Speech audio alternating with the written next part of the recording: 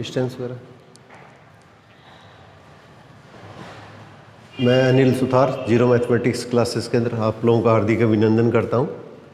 आज हम topic start करने जा रहे हैं फंक्शन, फलन। फंक्शन या फलन ये टॉपिक अपने शुरू करने जा रहे हैं। ये सबसे इंपॉर्टेंट चैप्टर के अंदर है। आप लोगों को पहले जो करवाया था रिलेशन, उसी की कड़ी के अंदर का अपने बेसिस के अंदर गए, ये अपने बेसिस के अंदर का टॉपिक लिया जा रहा है। अब देखिए अपने बेसिस के अंदर गए, ये चीज़ आप लोगों को मैंने रिलेशन के अंदर बताई थी। ए और बी अपने बेसिस के अंदर के दो सेट हैं। अब इसके अंदर क्या कितने भी एलिमेंट हो सकते हैं, इसके अंदर कितने भी एलिमेंट हो सकते हैं, ए और बी के अंदर कितने भी एलिमेंट हो सकते हैं। तो इसके कितने भी एलिमेंट इसके कितने भी एलिमेंट से अगर संबंधित करेंगे, पहले सेट के जितने भी मर्जी है उतने भी एलिमेंट है, वो दूसरे सेट के कितने भी एलिमेंट से अगर संबंधित करेंगे तो ये हमारे बेसिस के अंदर क्या होगा, ये अपने बेसिस के अंदर क्या होता है, एक रिलेशन होता है। ये अपने बेसिस के अंदर क्या होता है, एक रिलेशन होता है। तो इसके कुछ एलिमेंट इसके कुछ एलिमेंट से भी संबंधित हो सकते हैं, इसके सारे एलिमेंट इसके सारे एलिमेंट से भी संबंधित हो सकते हैं। तो किसी भी रूल से अगर आपस में इनको आपस में संबंधित किया जाए तो ये हमारे पास इसके अंदर क्या कहलाता है, संबंध कहलाता है। अब अपने को एक विशेष प्रकार का जो संबंध होगा, एक पर्टिकुलर स्पेशल टाइप का जो रिलेशन आएगा, उस रिलेशन को हम क्या कहेंगे, फंक्शन कहेंगे। उस स्पेशल टाइप के जो रिलेशन है उसको हम क्या कहेंगे, फंक्शन कहेंगे। तो देखिए मैं वेन डायग्राम से आपको ये चीज़ क्लियर करता हूँ, फिर इसके बाद में इसके अंदर अपने पास आगे बढ़ेंगे। तो इसके अंदर क्या सिचुएशन आती है, थोड़ा देखिए आप लोग। जैसे मैं अलग अलग टाइप के इसके अंदर का ये वेन डायग्राम बनाता हूँ, वेन डायग्राम से थोड़ा जल्दी समझ में आएगा। ए और बी, जैसे मान लिया इसमें 1 2 3 4 ये 4 एलिमेंट है और इसमें ए बी सी 3 एलिमेंट है। तो ये एलिमेंट मान लिया इसके अंदर का इस तरीके से संबंधित है, ये अपने बेसिस के अंदर का एलिमेंट अपने बेसिस के अंदर का इस तरीके से संबंधित है। तो ए के जितने भी एलिमेंट है वो बी के किसी न किसी एलिमेंट से संबंधित होने चाहिए। ए के जितने भी एलिमेंट है पहले सेट के, ये इसके अंदर का दूसरा जो सेट दिया है उसके किसी भी एलिमेंट से किसी भी प्रकार से जैसे संबंधित है। तो इसमें एक विशेष रूल या नियम क्या है, इसके अंदर विशेष रूल या अपने बेसिस के अंदर का नियम क्या है कि इसके सारे एलिमेंट है पहले सेट के, वो दूसरे सेट के एलिमेंट के साथ में संबंधित होने चाहिए। इसके सारे एलिमेंट है वो इसके अंदर का किसी न किसी एलिमेंट के साथ में आपस में संबंधित होने चाहिए। परंतु इसके अंदर का इसके एक एलिमेंट है वो एक से ज़्यादा एलिमेंट से संबंधित नहीं होना चाहिए। पहले सेट के सारे एलिमेंट है वो उसके अंदर का किसी न किसी एलिमेंट से संबंधित होने चाहिए, रिलेटेड होने चाहिए। परंतु इसका कोई भी एलिमेंट एक से ज़्यादा एलिमेंट से रिलेटेड नहीं होना चाहिए। 2 या 2 से ज़्यादा एलिमेंट है वो एक एलिमेंट से रिलेटेड हो सकते हैं। 2 या 2 से ज़्यादा एलिमेंट है वो इसके अंदर का एक एलिमेंट से इसके अंदर रिलेटेड हो सकते हैं। तो इसका मतलब हमारे पास क्या, ये जो सेकंड सेट है उसके अंदर क्या कुछ एलिमेंट शेष रह सकते हैं, परंतु इसके अंदर क्या पहले सेट के अंदर कोई भी एलिमेंट अपने पास इसके अंदर क्या शेष नहीं रहना चाहिए। इसके अंदर क्या कोई भी एलिमेंट इसमें बचना नहीं चाहिए। तो ए के जितने भी एलिमेंट है वो किसी न किसी एलिमेंट से संबंधित होने चाहिए और एक इसके अंदर क्या इसके अंदर अद्वितीय रूप में संबंधित होने चाहिए। अद्वितीय का ना अपने पास इसके अंदर क्या होगा, इसके जितने भी एलिमेंट है वो एक और केवल एक ही एलिमेंट से संबंधित होने चाहिए। 2 या 2 से ज़्यादा एलिमेंट है वो एक एलिमेंट से संबंधित हो सकते हैं, एक एलिमेंट से रिलेटेड हो सकते हैं। एक एलिमेंट एक से ज़्यादा एलिमेंट से रिलेटेड नहीं होना चाहिए। अगर इस तरह की स्थिति आती है तो इस विशेष प्रकार का जो संबंध होता है, इस विशेष प्रकार का जो रिलेशन आता है, उस रिलेशन को हम क्या कहते हैं, फंक्शन कहते हैं। अब देखो इसके अंदर क्या होगा, x = 1 पर फंक्शन की वैल्यू ये है, x = b पर 2 पर क्या फंक्शन की वैल्यू b है, x = 3 पर फंक्शन की वैल्यू क्या c है और x = 4 पे फंक्शन की वैल्यू क्या है, ये अपने बेसिस के अंदर क्या c है। तो x = 1 पर फंक्शन की वैल्यू, x = 2 पर 3 पर और 4 पे ये अपने बेसिस के अंदर क्या फंक्शन की वैल्यू कहलाती है। x = 1 2 3 4 पे फंक्शन की वैल्यू कहलाती है, फंक्शन या जो फलन है उसकी वैल्यू कहलाती है। इसको हम इस तरह से भी कहते हैं f इमेज ऑफ 1, एक का f प्रतिबिंब, एक का f प्रतिबिंब, f इमेज ऑफ 1 या एक का f प्रतिबिंब। इस तरह से इसको क्या लिखेंगे अपने बेसिस इसके अंदर, f image of 2, f image of 3, f image of 4। इसको एक का f प्रतिबिंब या 2 का f प्रतिबिंब या 3 का f प्रतिबिंब या 4 का f प्रतिबिंब, इसको इस तरीके से व्यक्त किया जाता है। इसका मतलब x = 1 पर फलन का मान, x = 2 पर 3 पर 4 पर फलन का मान, ये मान क्या है, ये जिससे संबंधित है जिससे रिलेटेड है वो मान लिख देंगे। अब अपने बेसिस इसके अंदर क्या होगा, इसको क्रमित युग्म या ऑर्डर्ड पेयर के फॉर्म में ऐसे लिखते हैं 1a 2b 3c और 4c। इसको ऑर्डर्ड पेयर या क्रमित युग्म के रूप में इस तरह से रिप्रेजेंट किया जाता है 1A 2B 3C और 4C। अब इसके जो पहले एलिमेंट है उससे जो सेट बनेगा वो हमारे पास इसके अंदर क्या कहलाता है, F का प्रांत कहलाता है। F का प्रांत या अपने पास इसको क्या बोलते हैं, हम डोमेन बोलते हैं। तो डोमेन ऑफ F, तो इसके अंदर ये कितना हो गया 1 2 3 4। और इसी तरह से सेकंड एलिमेंट से जो सेट बनेगा वो इसके अंदर क्या कहलाता है, F का परिसर कहलाता है। F का परिसर या प्रास से एक ही बात है, इसको रेंज बोलते हैं। तो range of F, range of F, तो इसके अंदर कितना होगा A B और C और C। और एक चीज़ आप लोगों ने सेट थ्योरी के अंदर की थी, सेट थ्योरी के अंदर आप लोगों ने एक चीज़ पढ़ी है, इसके अंदर का कोई भी एलिमेंट है उसको रिपीट नहीं किया जाता है। जैसे C 2 बार आ रहा है, इसको हम सिर्फ एक ही बार लिखेंगे। कोई भी एलिमेंट है इसके अंदर का, इसको अपने पास इसके अंदर कभी भी रिपीट नहीं करेंगे। तो इसके अंदर x इजिकल टू 1 पे फंक्शन की वैल्यू, x इजिकल टू 2 पे, 3 पे और 4 पे फंक्शन की वैल्यू होगी। ये अपने पास इसके अंदर का पर्टिकुलर अपने पास इसके अंदर का जो वैल्यू है, तो इसको इस तरह से पढ़ा जाता है f इमेज ऑफ 1, एक का f प्रतिबिंब, ऐसी f image of 2, f image of 3 और f इमेज ऑफ 4। 1 2 3 4 के ये f प्रतिबिंब हो गए। ये x बराबर 1 पर फलन का मान क्या दे, बात एक ही है, तो इसके अंदर का ये वैल्यू होगी। अब इसको ऑर्डर्ड पेयर के अंदर या क्रमित युग्म के रूप में इस तरह से संबंधित कर देंगे, इस तरह से अपने पास इसके अंदर का संबंधित कर देंगे। और पहले एलिमेंट से जो अपने पास इसके अंदर का जो सेट बनेगा उसको f का प्रांत या इसका डोमेन कहते हैं, डोमेन ऑफ f। तो इसके अंदर कितना आएगा 1 2 3 4। और इसी तरह से इसके अंदर f का परिसर या अपने पास इसके अंदर का प्रांत क्या होगा, ये इसके अंदर का इसको रेंज बोलते हैं। तो रेंज ऑफ f, तो सेकंड एलिमेंट से जो बनेगा वो अपने पास इसके अंदर का इसकी रेंज होगी। A B C, C 2 बार आ रहा है तो इसको एक ही बार लिखना है। अब इसके अंदर का एक चीज़ को अपने स्पेशली ध्यान दीजिएगा, इस तरह का अगर अपने पास इसके अंदर का कोई भी क्वेश्चन अगर आ गया A B 1 2 3 4 A B C D E, जैसे मान लिया ये एलिमेंट इस तरह से संबंधित कर दिए। अब एक एलिमेंट अगर एक से ज़्यादा एलिमेंट से संबंधित हो गया है, अगर पहले सेट का एक एलिमेंट है वो अगर एक से ज़्यादा एलिमेंट से अगर संबंधित हो गया है तो हमारे पास इसके अंदर क्या होगा, ये क्या होगा, फंक्शन ही होगा। तो ये अपने पास इसके अंदर क्या फलन या फंक्शन नहीं होगा। और फंक्शन क्यों नहीं होगा, क्योंकि इस एलिमेंट की एक से ज़्यादा इमेज आ गई है। अगर एक एलिमेंट की अगर एक से ज़्यादा इमेज आती है तो हमारे पास क्या होगा, फंक्शन ही होगा। तो इसका मतलब कहने का तात्पर्य कि अपने पास इसके अंदर अगर इस टाइप की कोई भी स्थिति अगर लिखी जाती है, इस टाइप की अगर अपने पास इसके अंदर का कोई भी स्थिति लिखी जाती है, तो ये देखिए अपने पास इसके अंदर का, ये मानिए अपने पास इसके अंदर क्या हुआ, ये जो A से B के अंदर के बीच में जो रिलेशन है उस रिलेशन को अपने F नाम दे दिया। तो F कितना हो गया 1A 2B 3C 4D और 4E। तो अपने को सीधी सी चीज़ याद रखनी है कि इसका पहला एलिमेंट है वो कभी भी रिपीट नहीं होना चाहिए।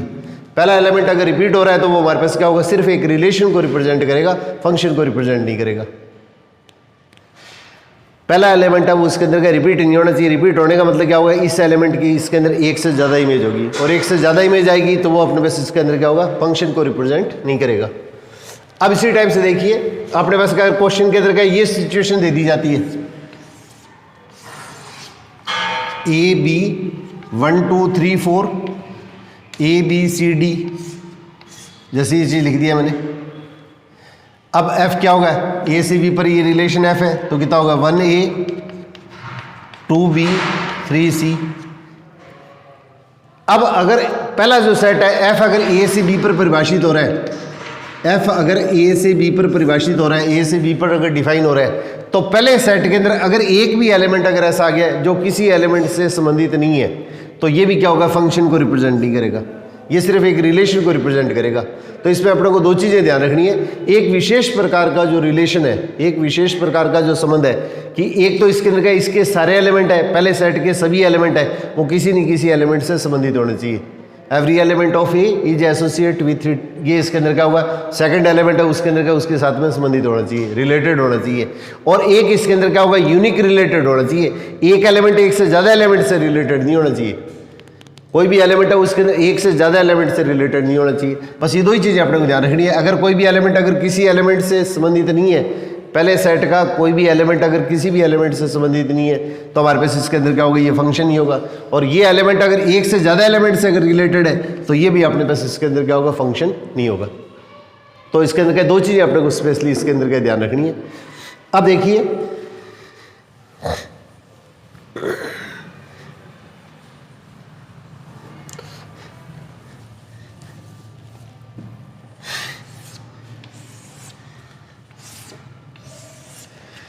ए से बी पर एक रिलेशन है वो एफ परिभाषित हो रहा है। इसके एलिमेंट मैंने 1 2 3 4 ले लिए हैं और इसके element A B C D इस तरह से ले लिए, ये एलिमेंट ले लिए। अब 1 मान गया ए से रिलेटेड है, 2 है वो डी से रिलेटेड है, ये बी से रिलेटेड है, और ये अपने पास इसके अंदर क्या होगा, मान लिया किसी भी एलिमेंट से रिलेटेड है। तो यहाँ पे एफ क्या लिखेंगे, 1 तो ए से रिलेटेड है, 2 इसके अंदर क्या होगा, डी से रिलेटेड है, किसी भी तरह से हो सकता है, और इसके अंदर क्या है 3 है वो अपने पास इसके अंदर क्या बी से रिलेटेड है, और 4 अपने पास इसके अंदर क्या ई से रिलेटेड है। इसके जो एलिमेंट है वो अपने पास इसके अंदर क्या वेन डायग्राम के अंदर जो जो आपस में संबंधित है उनको इस तरह से ऑर्डर्ड पेयर या क्रमित युग्म के रूप में लिख देंगे। अब देखिए सबसे पहले अपने को ये चेक करना है कि ये फंक्शन है या नहीं है। तो अपने को दो ही चीज़ें देखनी है, एक तो इसके सारे एलिमेंट है वो किसी न किसी एलिमेंट से संबंधित है या नहीं है, इससे रिलेटेड है या नहीं है, और एक चीज़ अपने को देखनी है कि इसके अंदर क्या है, इसका कोई भी एक एलिमेंट है वो एक से ज़्यादा एलिमेंट से संबंधित नहीं होना चाहिए, कोई भी एलिमेंट है वो एक से ज़्यादा एलिमेंट से संबंधित नहीं होना चाहिए। अगर इस टाइप का अगर कोई रिलेशन आता है तो वो रिलेशन होता है वो अपने पास इसके अंदर क्या कहलाता है, फंक्शन या फलन को व्यक्त करता है, ये अपने पास फंक्शन को रिप्रेजेंट करता है। और अब एफ का डोमेन या प्रांत क्या लिखेंगे, इसको डोमेन को शॉर्ट में डी एफ लिख देते हैं। डी एफ का मतलब अपने पास इसके अंदर का डोमेन ऑफ एफ, अगर यहाँ पे फलन का नाम जी दे दिया है तो डी जी लिख देंगे, जो भी नाम दिया है। तो इसके अंदर शॉर्ट के अंदर क्या मैं डी एफ ही लिखूँगा, एफ का प्रांत है उसको डी एफ लिख दिया, डोमेन ऑफ एफ। तो इसके अंदर क्या है, पहले सेट से जो बनेगा।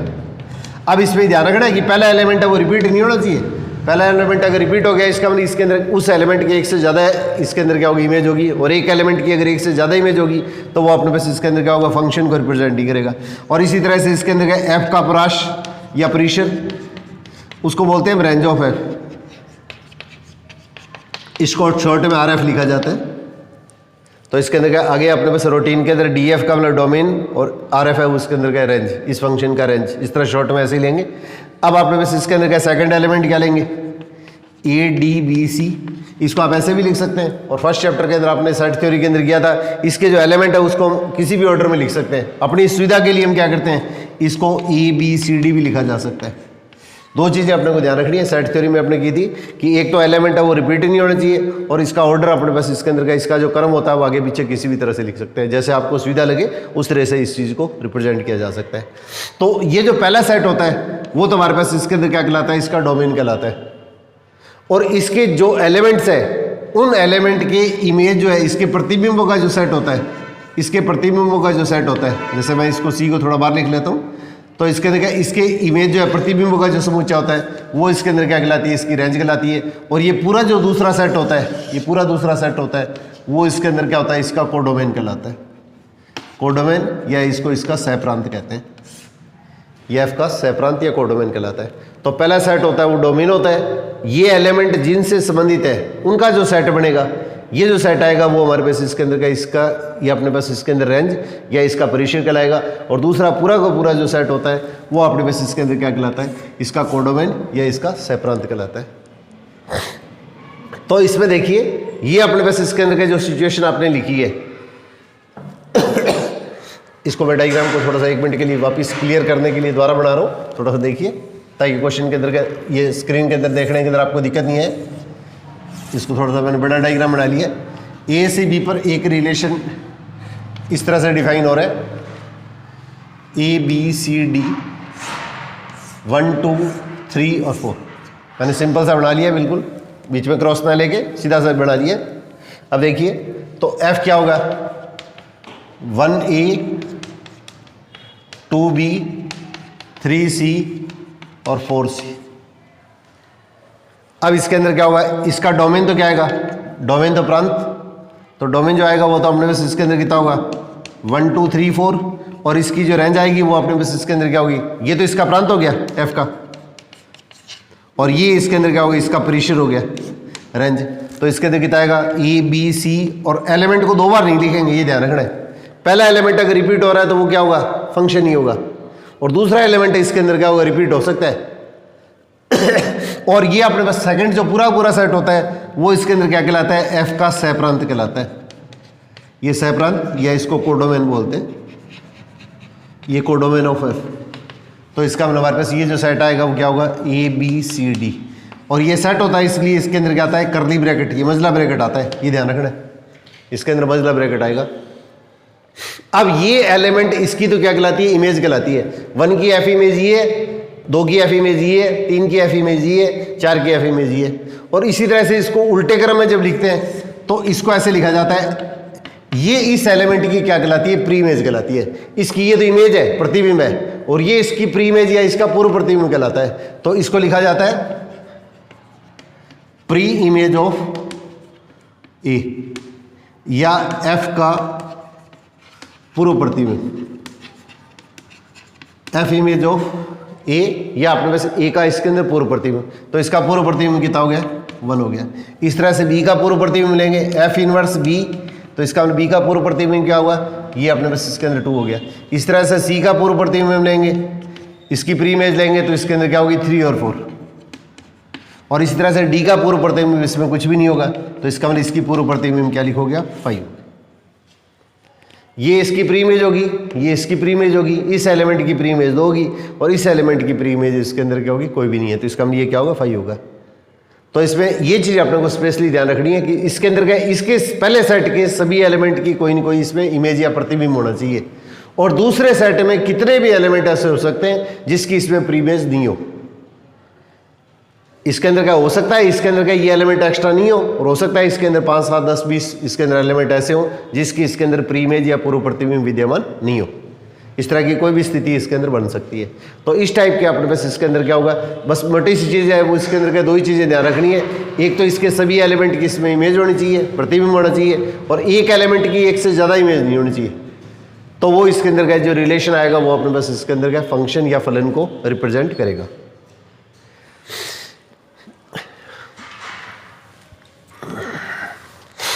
अब देखिए इसके अंदर फलन को अपने पास इसके अंदर क्या हुआ, अलग अलग टाइप से इस तरह से डिफाइन किया जाता है, इस तरह से परिभाषित किया जाता है।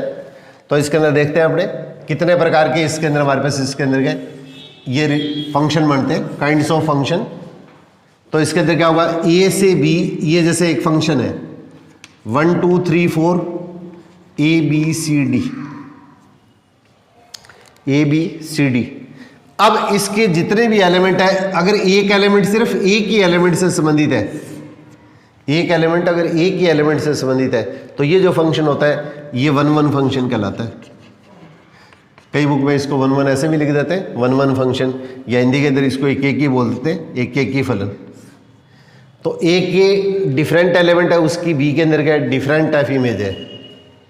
ए के जितने भी एलिमेंट है उसके डिफरेंट एलिमेंट है, अलग अलग एलिमेंट है, उसकी इमेज क्या होगी, इसका प्रतिबिंब है उसमें डिफरेंट है।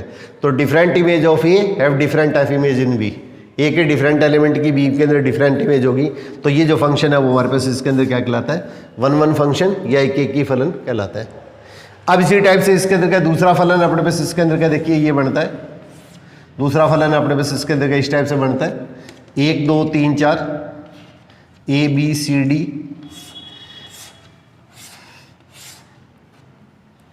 अब यहाँ पे देखिए, अब अपने पास इसके अंदर क्या होगा, यहाँ पे ए सेट है, ए से बी पर डिफाइन होने वाला, ये अपने पास इसके अंदर क्या होगा, विशेष प्रकार का क्या होगा रिलेशन होगा जिसको हम फंक्शन कह रहे हैं। तो इसके अंदर क्या होगा, इसके 2 डिफरेंट एलिमेंट की इमेज सेम है, ए के एलिमेंट तो दोनों डिफरेंट है और इसकी इमेज अपने पास इसके अंदर क्या डिफरेंट आ रही है। तो इसका अपने हमारे पास F3 कितना हो गया और F4 दोनों तो क्या होंगे, सी के इक्वल हो गए। दोनों एलिमेंट है वो तो डिफरेंट हो गए, दोनों एलिमेंट डिफरेंट है, उसकी इमेज तो सेम आ रही है, 3 की भी इमेज यही है, 4 की इमेज भी यही है, परंतु इसके अंदर क्या होगा, बट 3 क्या है 4 के इक्वल नहीं है। तो अगर एलिमेंट डिफरेंट हो और इमेज अगर सेम होती है, मतलब अपने पास क्या क्वेश्चन के अंदर क्या ये सिचुएशन दी जा सकती है, ये चीज़ थोड़ी सी ध्यान रखनी है। ए से बी पर अपने पास क्या डिफाइन हो रहा है, जैसे मान लिया इसके अंदर क्या 1000 डिफरेंट एलिमेंट की इमेज डिफरेंट आ रही है, तो उसको अपने पास 1 1 तभी कहेंगे जब इसके सारे डिफरेंट एलिमेंट की इमेज डिफरेंट होगी। अगर इसमें 2 एलिमेंट भी अगर ऐसे आ गए जिसकी इमेज अगर सेम है, अगर इस सेट के अंदर 2 डिफरेंट एलिमेंट की अगर इसकी इमेज या प्रतिबिंब अगर एक जैसा आ गया तो इस फंक्शन को हम क्या 1 1 ही कहेंगे, चाहे इसके कितने भी एलिमेंट हो, 1000 लाख कितने भी एलिमेंट हो, इसके डिफरेंट एलिमेंट की इमेज डिफरेंट है तो वो अपने पास इसके अंदर क्या 1 1 फंक्शन ही कहलाएगा। अगर इस सेट में 2 डिफरेंट एलिमेंट है, एलिमेंट डिफरेंट है, इमेज अगर सेम है, तो ये अपने पास इसके अंदर फंक्शन क्या कहलाता है, ये मैनी वन फंक्शन कहलाता है। ये मैनी वन फंक्शन या इसको हिंदी के अंदर बहुएकी फलन बोलते हैं, ये बहुएकी फलन कहलाता है। तो इसके दो डिफरेंट एलिमेंट है, इमेज है वो दो एलिमेंट की तो सेम होगी, और अपने पास एलिमेंट है वो क्या डिफरेंट है। तो दो डिफरेंट एलिमेंट की इमेज अगर सेम आती है तो वो हमारे पास इसके अंदर का जो फंक्शन आएगा वो अपने पास इसके अंदर क्या कहलाएगा, मैनी वन या वो एक ही फलन को रिप्रेजेंट करेगा।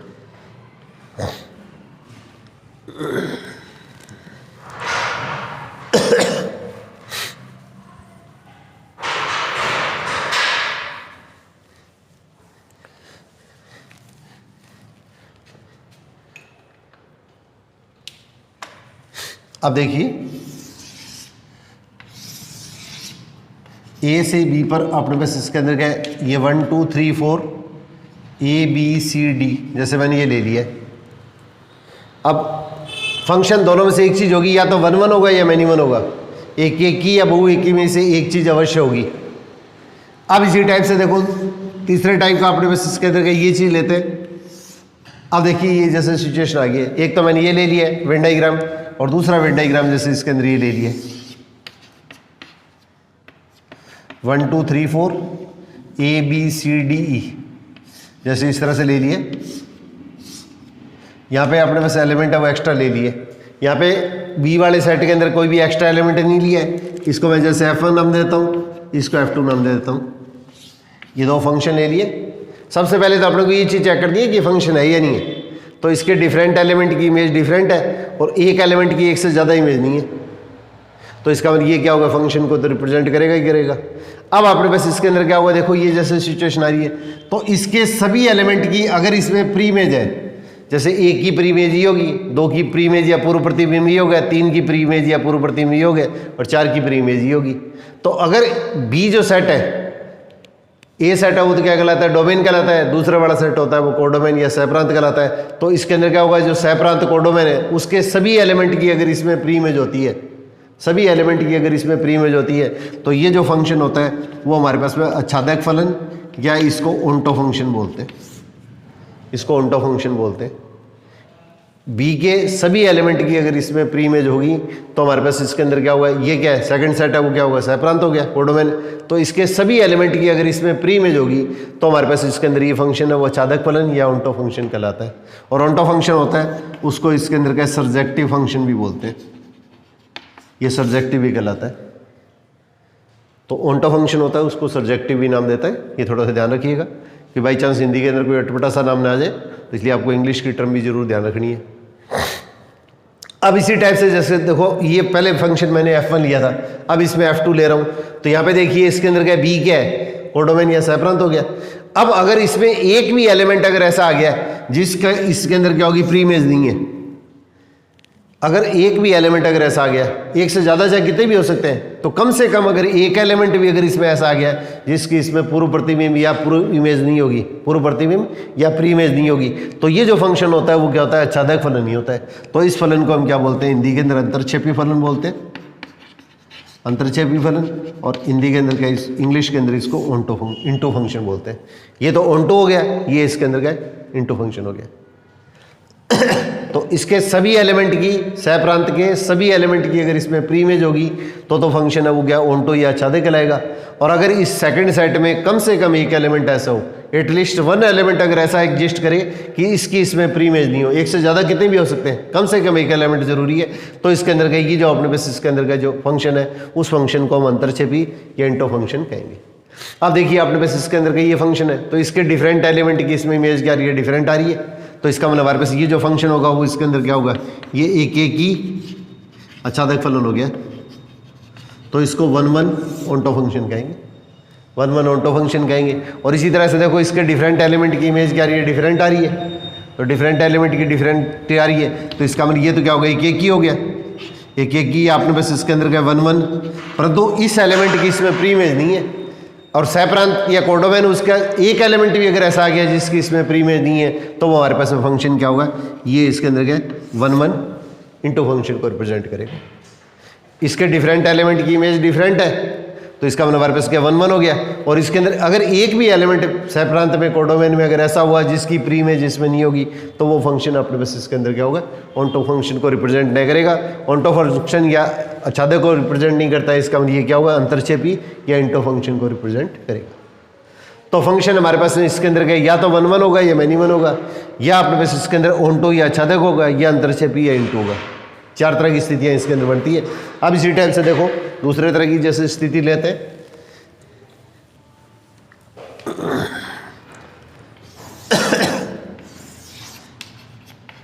ए से बी पर अपने पास इसके अंदर तीसरे टाइप का फंक्शन मैंने ये F3 ले लिया है, यहाँ पे ए बी सी डी। अब देखिए ये जैसे स्थिति ले ली है एक तो मैंने, और एक स्थिति इस तरह से ले ली है ए बी, इसको मैंने F4 नाम दे दिया है, तो 1 2 3 4 ए बी सी।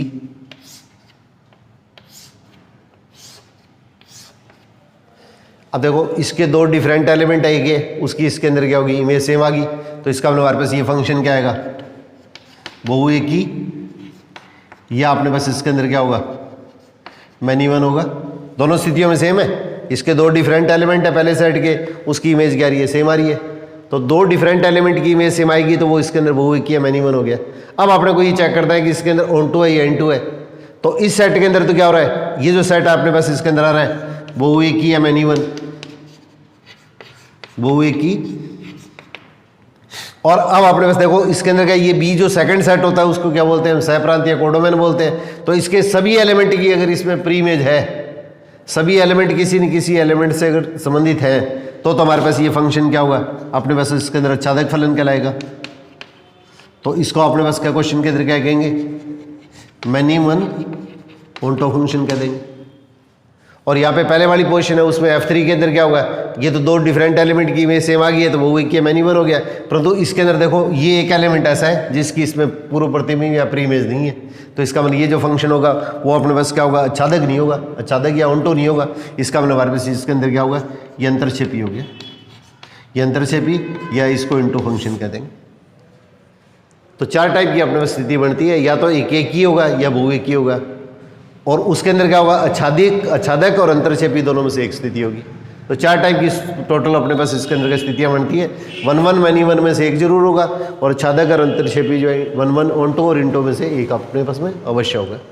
तो ये अपने पास इसके अंदर के 4 टाइप के अपने पास से इसके फंक्शन होते हैं, ये इसके प्रकार हैं। अब देखिए इसके अंदर कुछ इसके अंदर के स्पेशल टाइप के जो फंक्शन है उनके बारे में थोड़ा सा आप लोगों को और बता दूं मैं।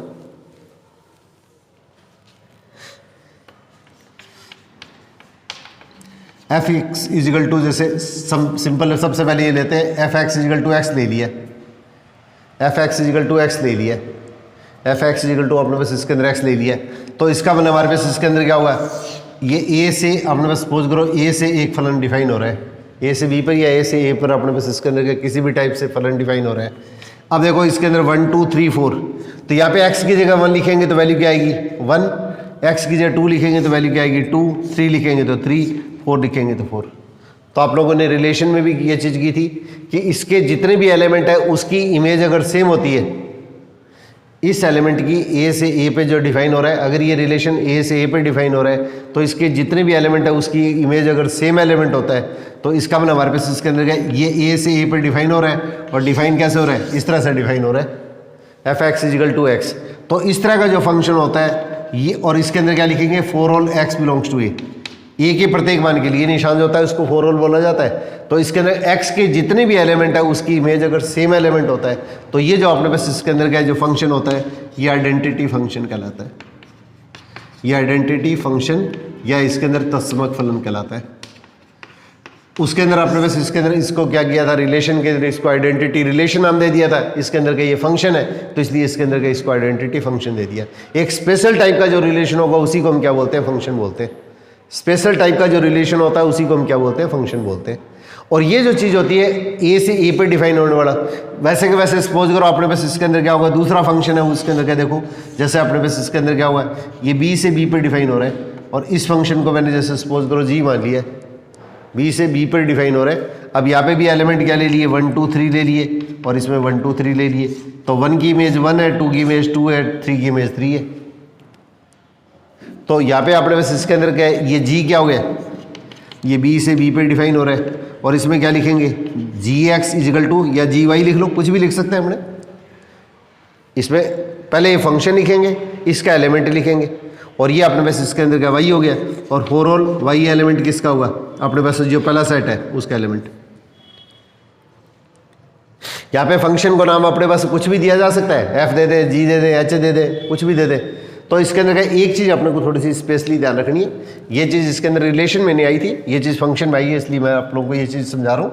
अब ए से ए पर जो अपने पास इसके अंदर का ये फंक्शन जो डिफाइन हो रहा है, ए से ए पर अपने पास फंक्शन डिफाइन हो रहा है, और डिफाइन कैसे हो रहा है, f x is equal to x, और ये चीज़ जरूर लिखनी है, 4 all x belongs to A. इसका मतलब इसका एक भी एलिमेंट अगर ऐसा आ गया जो अपने से रिलेटेड नहीं है, अगर एक भी एलिमेंट अगर इसमें ऐसा आ गया जो अपने से रिलेटेड नहीं है, तो ये क्या होगा, फिर फंक्शन नहीं होगा। इसके सारे एलिमेंट अपने से रिलेटेड होने चाहिए, सिर्फ अपने से ही रिलेटेड होने चाहिए, तो इस तरह की कोई भी स्थिति नहीं बननी चाहिए। तो इस प्रकार का जो रिलेशन होता है वो क्या कहलाता है, आइडेंटिटी फंक्शन, या अपने पास इसके अंदर तस्मक फलन कहलाता है। और इस चीज़ को इस तरह से लिखा जाता है, आई ए एक्स इजिकल टू एक्स। यहाँ पे इसको इस तरह से रिप्रेजेंट करके इसको इसके अंदर क्या होगा, ये फंक्शन के डेफिनेशन के अंदर फंक्शन की जो लैंग्वेज है उसको ऐसे लिखा जाता है, आई ए एक्स। ये एफ नेट लगा के इसकी जगह आई ए लिख देते हैं। तो ए से ए पे डिफाइन हो रहा है तो इसमें आई ए लिख देंगे। अगर बी से बी पे डिफाइन हो रहा है, एफ अगर बी से बी पे डिफाइन हो रहा है, और यहाँ पे क्वेश्चन के अंदर क्या लिख दिया है, f x is equal to x, और 4 ऑल एक्स एलिमेंट किसका है, ये पहले सेट का। यहाँ पे वाई है तो वाई लिख देंगे, एक्स है तो एक्स लिख देंगे। तो इस चीज़ को क्या लिखेंगे, इसको इस तरीके से व्यक्त नहीं करके इसको ऐसे लिखेंगे, I B x is equal to x. अगर बी से बी पर डिफाइन हो रहा है तो आई बी लिख देंगे, ए से ए पर डिफाइन हो रहा है तो इसको आई ए लिख देंगे। तो इस चीज़ को अपने पास थोड़ी सी लैंग्वेज को अपने पास ध्यान रखना है। तो इस तरह की लैंग्वेज के अंदर क्या कोई कन्फ्यूजन नहीं होना चाहिए, तो नहीं तो फिर आगे जाके अपने पास इसके अंदर अपने को परेशानी आएगी। तो f x is equal to x, इसमें और इसमें कोई डिफरेंस नहीं है, परंतु इसके अंदर क्या होगा, इसके अंदर क्या होगा, व्यवहार के अंदर इसको लिखा इसी तरह से जाता है। तो आई ए एक्स इजिकल टू एक्स का मतलब ये आइडेंटिटी फंक्शन हो गया, और आई ए का मतलब ए से ए पर डिफाइन हो रहा है फंक्शन, आई बी का मतलब बी से बी पर परिभाषित हो रहा है, बी से बी पर डिफाइन हो रहा है। और यहाँ पे इसके अंदर एक्स की जगह अगर वाई लिख ले तो कोई टेंशन लेने की जरूरत नहीं है। और यहाँ पे साथ में ये चीज़ अगर मेंशन करने की कोशिश करो, 4 ऑल एक्स अपने पास एलिमेंट किसका होगा, ये पहला सेट जो है, ये पहले सेट का एलिमेंट होगा। तो ये हमारे पास इसके अंदर क्या होगा, अपने पास जो फंक्शन आएगा। तो अब अपने पास इसके अंदर क्या होगा, ये इसके अंदर हमारे पास में f x is equal to x, तो ये अपने पास इसके अंदर का आइडेंटिटी फंक्शन या तस्मक फलन को रिप्रेजेंट करेगा। अब देखिए कुछ चीज़ें इसके अंदर क्या होगी, साथ साथ मैं आप लोगों को थोड़ा सा समझाता जाता हूं ताकि क्वेश्चन के अंदर का कोई कंफ्यूजन ना रहे। तो एफ ए से ए पे डिफाइन हो रहा है, और f x is equal to x है, और 4 ऑल एक्स बिलोंग्स टू ए,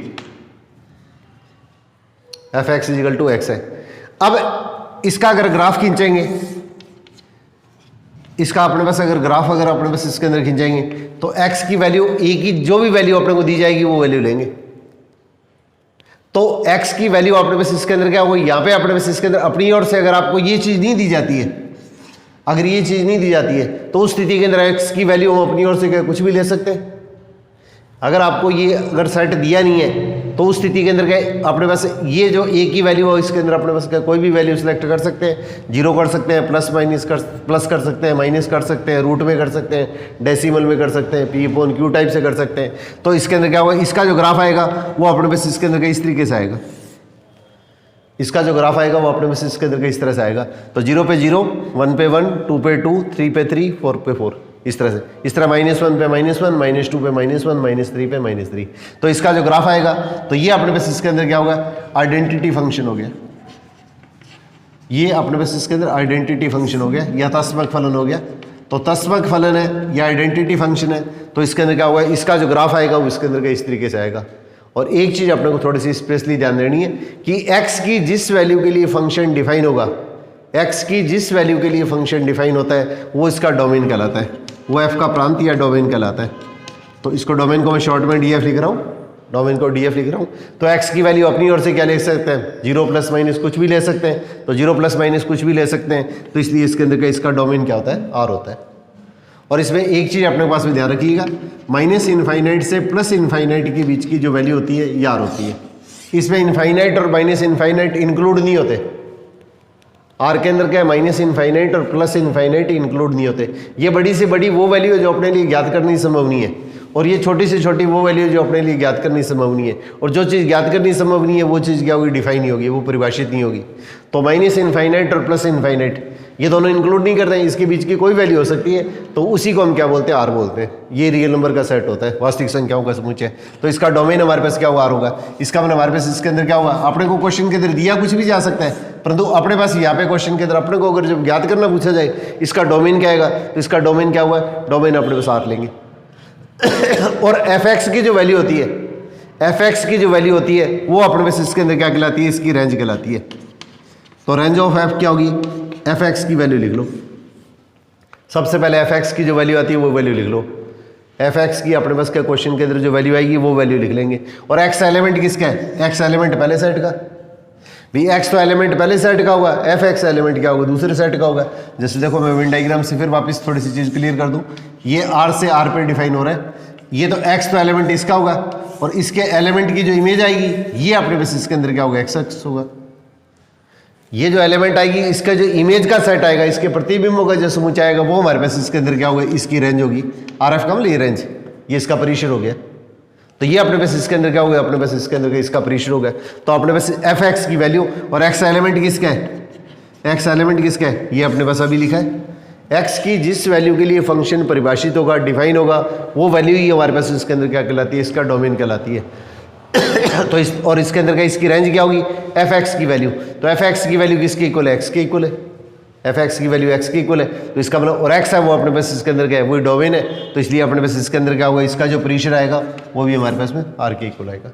तो अपने पास इसके अंदर का आपके जो बेसिक ग्राफ है, जो फंडामेंटल अपने पास इसके अंदर का है, उन सब का ग्राफ का एक तो अपने पास इसके अंदर का आपको ग्राफिकली रिप्रेजेंटेशन आना चाहिए, ग्राफ किस तरह से व्यक्त किया जाता है, और एक इसके अंदर का इसकी डोमेन और रेंज आपको क्लियर होनी चाहिए। ये चीज़ें आपके टिप्स पे होनी चाहिए, ताकि आपको आगे जाके क्वेश्चन के अंदर का फिर किसी भी प्रकार की दिक्कत नहीं आए।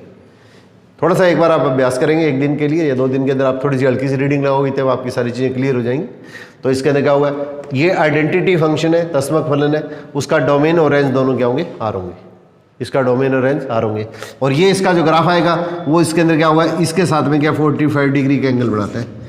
ये आपको कोऑर्डिनेट कराऊंगा, उसके अंदर आप लोगों को ये चीज़ क्लियर करूँगा। तो इसके अंदर क्या होगा, अपने पास इसके अंदर क्या है, ये अपने पास इसके अंदर क्या जो वैल्यू आएगी f x is equal to x, तो ये 45 डिग्री के साथ में इसके अंदर क्या होगा, इंक्लाइंड होगा, इतने डिग्री के ऊपर क्या झुका होगा, एक्स एक्स के साथ में ये 45 डिग्री का एंगल बनाएगा। तो ये हमारे पास में आइडेंटिटी फंक्शन या अपने पास में तस्मक फलन कहलाता है।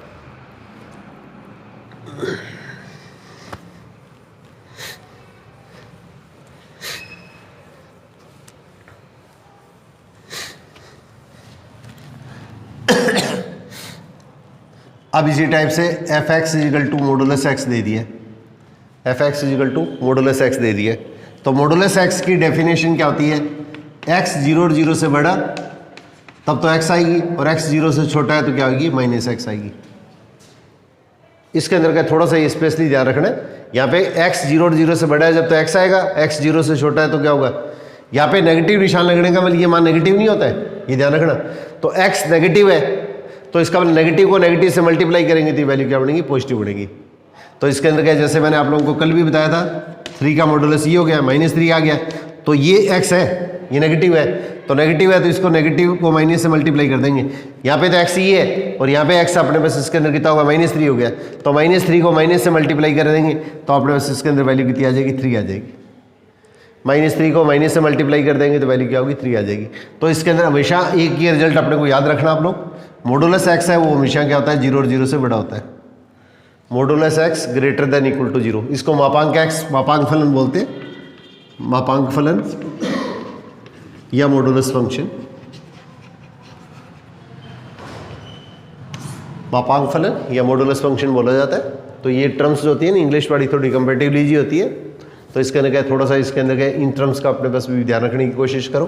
तो मापांक फंक्शन, फलन या अपने पास इसके अंदर का मॉडुलस फंक्शन। तो मॉडुलस एक्स जो कोई भी अपने पास इसके अंदर का है, अपने पास फंक्शन दिया हुआ है, कोई भी फलन दिया है, उसका जो मॉडुलस आएगा वो हमेशा 0 और 0 से बड़ा होता है। और for all x belongs to R, कोई भी वैल्यू आ जाए, सभी रियल नंबर के लिए इसके अंदर क्या होगा, सभी वास्तविक संख्याओं के लिए मॉडुलस जो होता है वो 0 और 0 से बड़ा होता है। इसलिए इसके अंदर ये कहा जाता है कि ये चीज़ क्या होती है, नॉन नेगेटिव होती है। नॉन नेगेटिव का मतलब ये अपने पास इसके अंदर का नेगेटिव नहीं होता है, या तो 0 होगा या इसके अंदर पॉजिटिव होगा। तो मॉडुलस एक्स है वो हमेशा इसके अंदर क्या होगा, नॉन नेगेटिव होता है। नॉन नेगेटिव का बोले या तो जीरो होगा या अपने पास इसके अंदर क्या होगा, पॉजिटिव होगा। इसलिए इसके अंदर ये कहा जाता है मॉडुलस एक्स ऑलवेज अपने पास इसके अंदर क्या, नॉन नेगेटिव। तो इसके अंदर लैंग्वेज के अंदर थोड़ा सा ये समझने की कोशिश करना आप लोग। तो ये जीरो और जीरो से बड़ा होगा, नॉन नेगेटिव का मतलब जीरो या जीरो से बड़ा होगा, ऋणात्मक नहीं होगा कभी भी, ठीक है। अपने पास ये स्थिति होगी। अब देखो अपने पास इसके अंदर क्या, मॉडुलस का अपने पास इसके अंदर अगर ग्राफ लेते हैं तो इसका ग्राफ अपने पास इसके अंदर अगर खींचते हैं, आज तो मैं आप लोगों को थोड़ा सा ये डिटेल के अंदर सारा बता रहा हूँ, उसके बाद में सीधे डायरेक्ट चलेंगे अपने इस टॉपिक के अंदर। तो एक्स की वैल्यू 0 1 2 3 ले ली, तो 1 का जीरो का मॉडुलस 0, एक्स 0 0 से बड़ा है तो 0 पे 0, 1 पे 1, 2 पे 2 और माइनस आ गया तो क्या होगा, -1 को माइनस से मल्टीप्लाई किया तो +1, -2 को इसके अंदर इससे मल्टीप्लाई किया तो इसके अंदर क्या होगा, +2। अब इसका ग्राफ खींचेंगे तो ग्राफ अपने पास इसके अंदर किस तरीके से बनेगा, X O X dash, Y O Y dash. तो इसके अंदर क्या है 1 2 3 इस तरह से बन गया, इस तरह -1 -2 -3, ऊपर की तरफ 1 और 2, नीचे की तरफ -1 -2। तो इसके अंदर क्या होगा, 0 पे 0, 1 पे 1, 2 पे 2, -1 पे 1, -2 पे 2। तो अपने पास सीधा सा अपने पास रिजल्ट याद रख लेना, इस टाइप का इसका ग्राफ बनता है। इसका जो ग्राफ बनता है वो इसके अंदर इस तरीके से बनता है। तो f x is equal to modulus x है, उसका ग्राफ अपने पास इसके अंदर इस तरीके से बनता है। तो ये तो ग्राफ क्या हो गया, f x is equal to x हो गया, यहाँ पे तो एक्स क्या होगा, 0 और 0 से बड़ा हो गया। और इस साइड वाला ग्राफ जो बनेगा उसके अंदर हमारे पास इसके अंदर क्या बन जाएगा, f x is equal to -x आ जाएगा, और यहाँ पे x क्या होगा, 0 से छोटा हो जाएगा। यहाँ पे तो क्वेश्चन है, इसके अंदर का इस ग्राफ को थोड़ा सा मैं बड़ा बना देता हूँ ताकि स्क्रीन में देखने में आप लोगों को दिक्कत नहीं आए। X O X dash, Y O Y dash, इस तरह से ये दोनों तरफ 45 डिग्री के एंगल पे झुका हुआ ये कोऑर्डिनेट करेंगे तो आप लोगों को ये सब चीज़ें कॉन्सेप्ट क्लियर हो जाएंगे। तो ये तो कितना हो गया, f x is equal to x, x 0 और 0 से बड़ा है तब तो ये पोजीशन होगी, और इधर क्या जाएगा, ये f x is equal to -x, minus वाला इधर हो गया, और x क्या होगा, लेस देन क्या होगा, 0 हो गया। तो इसका जो ग्राफ बनेगा वो अपने पास इसके अंदर इस तरीके से बनेगा। अब x की वैल्यू हम क्या ले सकते हैं अपनी ओर से, f x is equal to modulus x है, ये अपने पास इसके अंदर का ग्राफ है। तो x की वैल्यू तो 0 ± कुछ भी ले सकते हैं, और 0 ± कुछ भी ले सकते हैं, तो इसका डोमेन प्रांत क्या आएगा, ये तो r के इक्वल आएगा। x की वैल्यू 0 ± कुछ भी ले सकते हैं, रूट में किसी भी तरह से ले सकते हैं।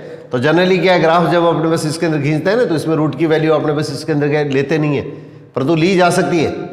अब इसी तरह से एफ एक्स की वैल्यू, अब देखो अपने पास क्या क्वेश्चन के अंदर क्या किया था, इसकी रेंज क्या आएगी, रेंज या प्रीशियर क्या बताया था आपको, एफ एक्स की वैल्यू लिख लो, और एक्स है वो एलिमेंट किसका है, ये डोमेन क्या होता है, एक्स ही तो होता है।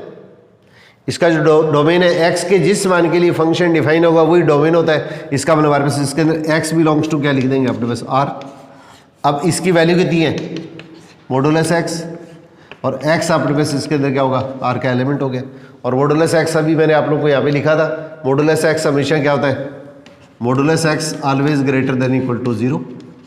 सभी रियल नंबर के लिए मॉडुलस क्या होता है, 0 और 0 से बड़ा होता है।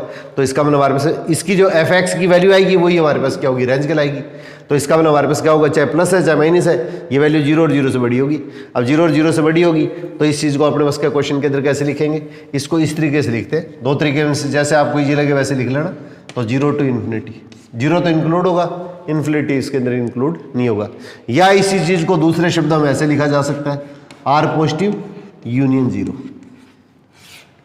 आर पॉजिटिव यूनियन 0, इस तरीके से इसके अंदर का इसको रिप्रेजेंट किया जाता है, आर पॉजिटिव यूनियन 0।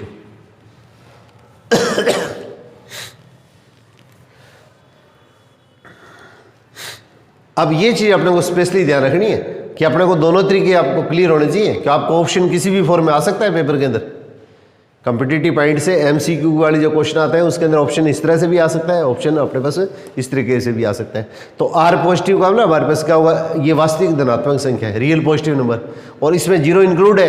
तो इसलिए इसके अंदर क्या सेट थ्योरी के अंदर क्या कोई भी चीज़ जब अपने को प्लस करनी होती है, ऐड करनी होती है, तो उसके अंदर क्या उसके लिए यूनियन का साइन काम में लेते हैं, ये यूनियन का साइन काम में लेते हैं। तो इसका आर पॉजिटिव के अंदर क्या 0 अपने पास इसके अंदर ये अपने पास इंक्लूड माना जाता है। तो अगर बहुत ज़्यादा अगर आपके पास में अगर कोई पुराना एडिशन हो तो उसके अंदर का थोड़ा सा ये ध्यान रखिएगा। अगर ऐसी कोई बुक अगर आपको पढ़ने को मिले तो जिसके अंदर क्या पुराने टाइम के अंदर जब हम लोग पढ़ा करते थे उसमें आर पॉजिटिव है, इसमें जीरो इंक्लूड मानते थे। आर पॉजिटिव है उसके अंदर का जीरो इंक्लूड मानते थे। तो अगर ऐसी कोई भी अगर बुक अगर आ गई है और इसके अंदर का इसकी जो रेंज है वो अगर आर पॉजिटिव दे दी है तो इसके अंदर क्या होगा, इसके नीचे की तरफ स्टार बना के ये चीज़ लिखी होती है आर पॉजिटिव है, इसमें जीरो इंक्लूड है।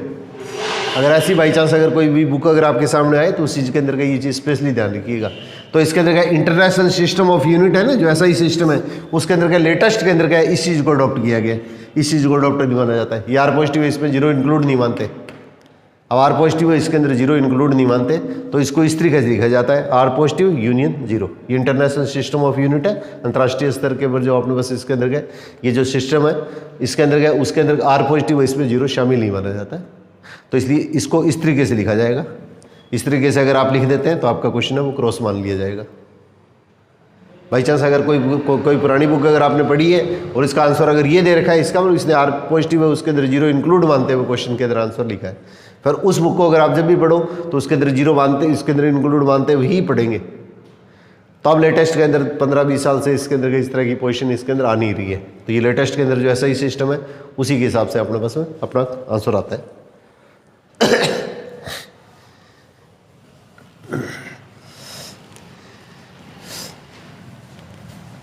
इसके बाद में हमारे पास इसके अंदर देखिए ये जैसे फंक्शन हो गया एफ एक्स इजिकल टू सी। सी का मतलब अपने सी की वैल्यू कुछ भी हो सकती है, ये कांस्टेंट है, ये अचर है।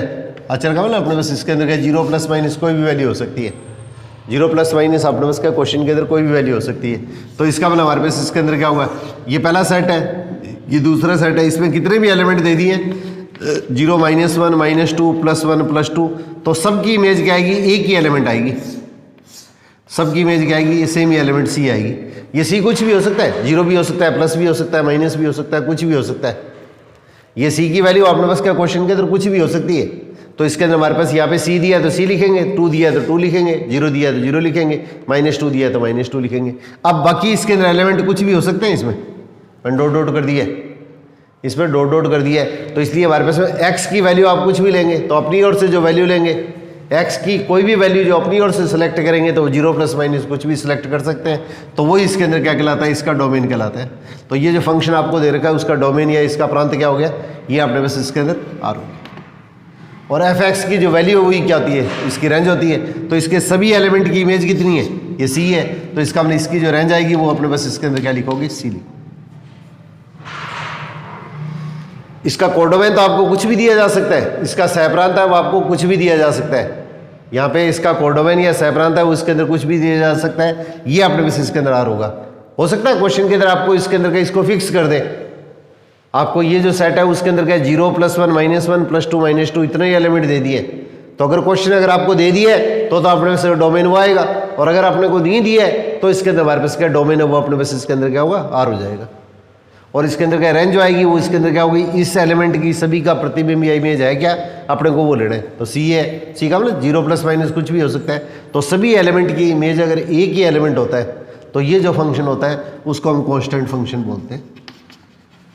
कांस्टेंट फंक्शन या इसको अचर फलन कह देते हैं। ये कांस्टेंट फंक्शन या अचर फलन कहलाता है। तो सभी एलिमेंट की इमेज है वो अपने पास इसके अंदर क्या होगी, अपने पास इसके अंदर अगर ये होगी तो ये हमारे पास जो फंक्शन आएगा ये अपने पास इसके अंदर कांस्टेंट फंक्शन या अचर फलन को रिप्रेजेंट करेगा। अब देखिए अपने पास इसके अंदर अगर ये कह दें ये जो एलिमेंट है सी, तो इसकी प्री इमेज क्या आएगी, इसकी प्री इमेज अपने पास क्या क्वेश्चन के अंदर क्या आएगी, तो इसका मतलब हमारे पास इसके सभी एलिमेंट की प्री इमेज क्या होगी, आर होगी। तो आर होगी। परंतु पेपर में एक चीज ध्यान रखिएगा, अगर आपको इस तरह से दे दिया है तो ये आर क्या है, ये अपने पास इसके अंदर सेट है, ब्रैकेट के अंदर अगर लिख दिया है आर को तो इसका मतलब हमारे पास ये इसके अंदर क्या हो गया, सिर्फ एक एलिमेंट हो गया। तो इसके अंदर का आंसर आप इस तरीके से लिखेंगे ना कि इसके अंदर किस तरीके से लिखेंगे। बाकी के अंदर तो आपने क्या लिया था, इसकी प्री इमेज क्या आती है, जैसे -2 है तो -2 को अपने पास क्या मजले ब्रैकेट या करली ब्रैकेट में लिख दिया। परंतु यहाँ पे आर है इसके अंदर का, इसको मजले ब्रैकेट या करली ब्रैकेट में नहीं लिखना है। तो इसका मतलब आर अपने आप में क्या एक सेट ही है, और सेट होता है उसको हम क्या करते हैं, ये मजले ब्रैकेट या करली ब्रैकेट के अंदर रिप्रेजेंट करते हैं। तो इस तरह से क्वेश्चन के अंदर क्या कोई क्वेश्चन को घुमा फिरा न दे, कि अपने पास इसके अंदर का छोटी सी सावधानी के कारण आपको ये बहुत बड़ा लॉस हो जाए।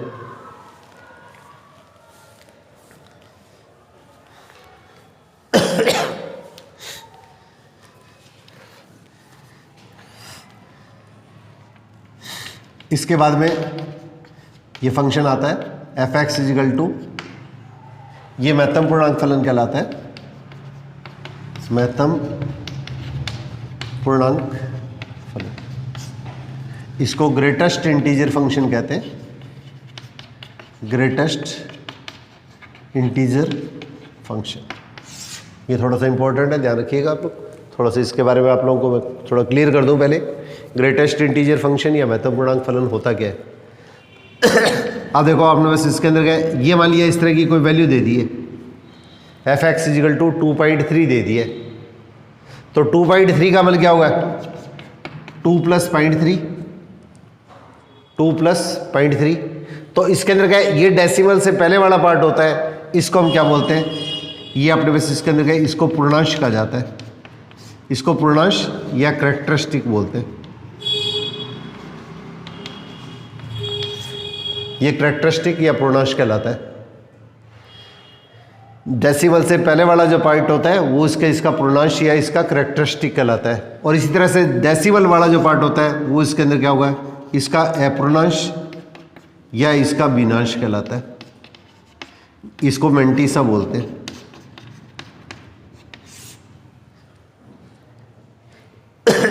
डेसिमल से पहले वाला पार्ट है वो इसका पूर्णांश या कैरेक्टरिस्टिक, और डेसिमल के बाद वाला जो पार्ट अपने पास इसके अंदर आएगा, ये डेसिमल वाला जो पार्ट होता है वो इसका अपूर्णांश या भिन्नांश या इसका मेंटिसा कहलाता है।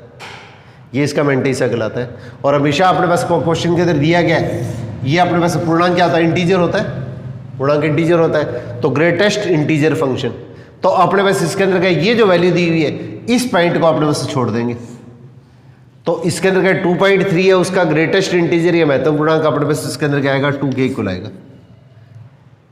2.3 है तो इसमें डेसिमल वाला पॉइंट है उसके अंदर का छोड़ दो, तो अपने पास क्या ग्रेटेस्ट इंटीजर, बड़े से बड़ा पूर्णांक ले लेंगे, चाहे प्लस है, माइनस है, जीरो है, कुछ भी है, तो वो अपने पास ले लेंगे। इसमें डेसिमल वाला ये जो पार्ट होगा वो अपने पास छोड़ देंगे।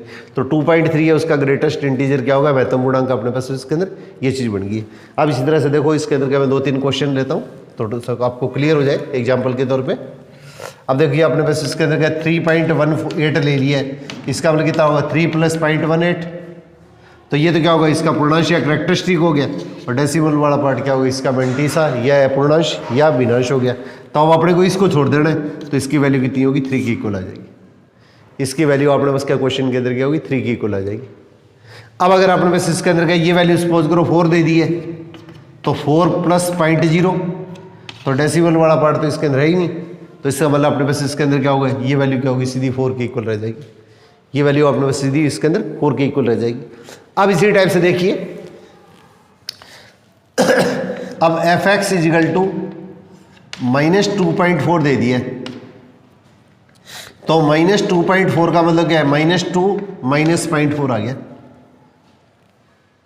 -2.4 का मतलब ये वैल्यू पूरी है वो नेगेटिव है, इसका मतलब हमारे पास इसके अंदर क्या होगा? इसका कैरेक्टरिस्टिक मेंटिसा भिन्नांश, अपने पास इसके अंदर पूर्णांश और अपूर्णांश दोनों पार्ट है वो नेगेटिव हो गए। और हमेशा एक चीज़ अपने को ध्यान रखनी है, ये जो पार्ट होता है इसको हमेशा पॉजिटिव बनाया जाता है। डेसिमल वाला पार्ट होता है उसको हमेशा पॉजिटिव बनाया जाता है, इसका मतलब मेंटिसा है, इसको हमेशा पॉजिटिव बनाएंगे। तो अपने पास -2 -0.4, तो इसमें एक तो माइनस कर दो और एक प्लस कर दो, एक माइनस कर दो और एक प्लस कर दो, तो इस चीज़ को हल करेंगे तो -3 हो गए, और एक में ही माइनस करेंगे तो क्या 0.6 हो गए।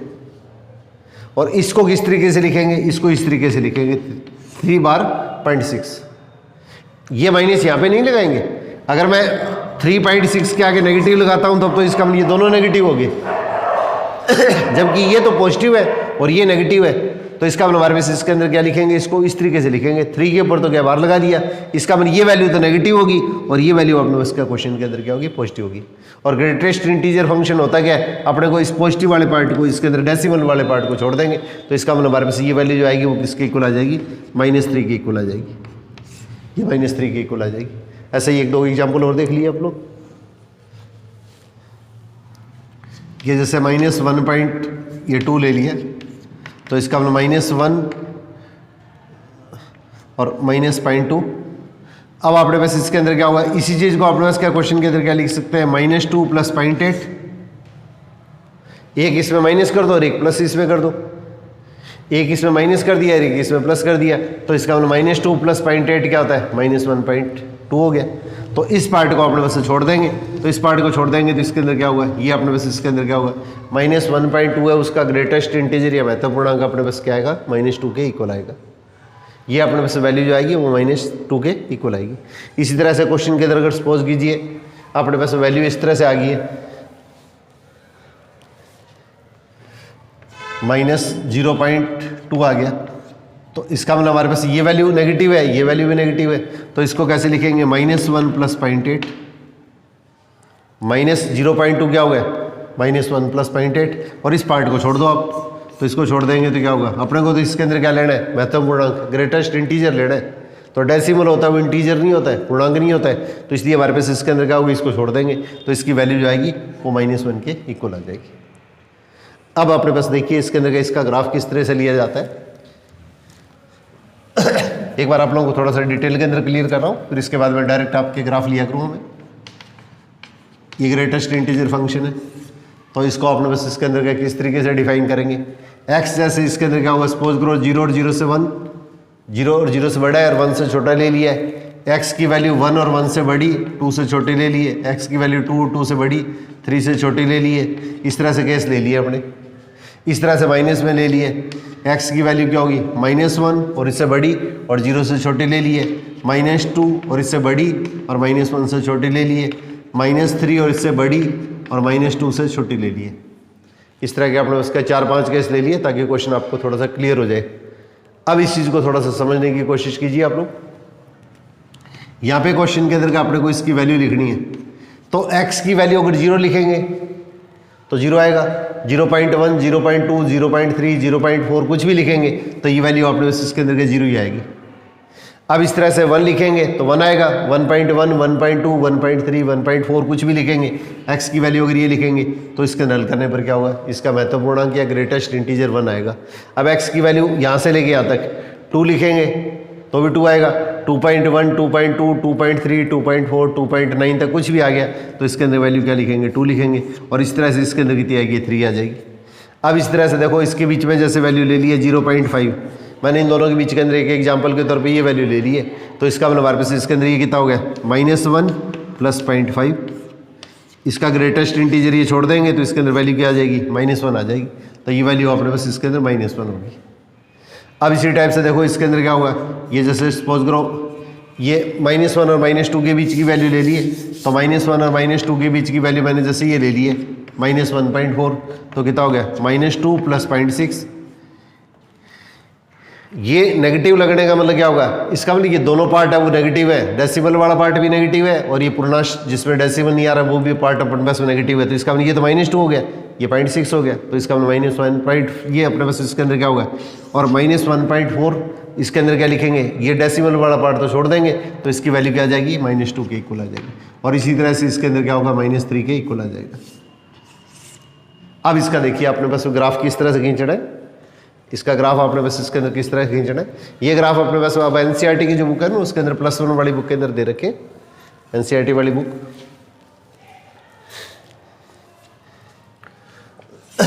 बस, तो और बुक के अंदर मिल जाएंगे आप लोगों को, इसमें कोई ज़्यादा टेंशन लेने की जरूरत नहीं है। अब 1, 2, 3 इस तरह से इधर ले लिया, -1, -2, -3, ऊपर की तरफ इसके अंदर क्या होगा, ये -1, -2, -3 +1, सॉरी उल्टा लिख दिया मैंने, ये 1, 2, 3 -1, -2, -3। अब x की वैल्यू देखो मैं यहाँ से स्टार्ट कर रहा हूँ, x की वैल्यू यहाँ से स्टार्ट कर रहा हूँ, तो x की वैल्यू, x अक्ष का ग्राफ क्या होता है अपने पास इसके अंदर का y = 0 होता है, f(x) का मतलब एक प्रकार से y होता है, f(x) एक प्रकार से अपने पास इसके अंदर y होता है, तो x की वैल्यू 0 लेंगे तो f(x) की वैल्यू के देखो, x की वैल्यू 0 और 1 के बीच में, 0 और 0 से बड़ी और 1 से छोटी लेंगे तो f(x) की वैल्यू क्या आएगी, 0 आएगी, f(x) का मतलब y, तो इसका मतलब x की वैल्यू अपने पास इसके अंदर क्या, जब ये लेंगे तो x की वैल्यू 0 और 0 से बड़ी लेंगे, और इसके अंदर क्या है, ये अपने पास इसके अंदर 1 यहाँ पे इंक्लूड नहीं है, 0 इसमें इंक्लूड है, ये इसमें इंक्लूड नहीं है, तो इसका जो ग्राफ बढ़ेगा वो इस तरह से बढ़ेगा। इसका ये वैल्यू तो इसमें इंक्लूड है और ये वैल्यू इसमें इंक्लूड नहीं है, और इसके ऊपर क्या होगा अपने पास इसके अंदर का ये इस तरह का निशान बना देंगे, इसको ब्लैक खाली कह देते हैं। इसका मतलब ये इसमें इंक्लूड नहीं है, ये तो इसमें इंक्लूड है जीरो, तो इसको तो इस तरह से थोड़ा डार्क कर दो, और ये इसमें इंक्लूड नहीं है, तो इसलिए इसके अंदर क्या होगा, इसको ब्लैंक खाली दिखा देंगे। इस तरह से इसका ग्राफ बढ़ेगा। अब x की वैल्यू 1 और 1 से बड़ी और 2 से छोटी लेंगे, तो x की वैल्यू 1 और 1 से बड़ी, x की वैल्यू 1 और 1 से बड़ी लेंगे, और इसके अंदर क्या 2 से छोटी लेंगे, तो ये fx की वैल्यू क्या होगी, 1 होगी, तो fx की वैल्यू 1।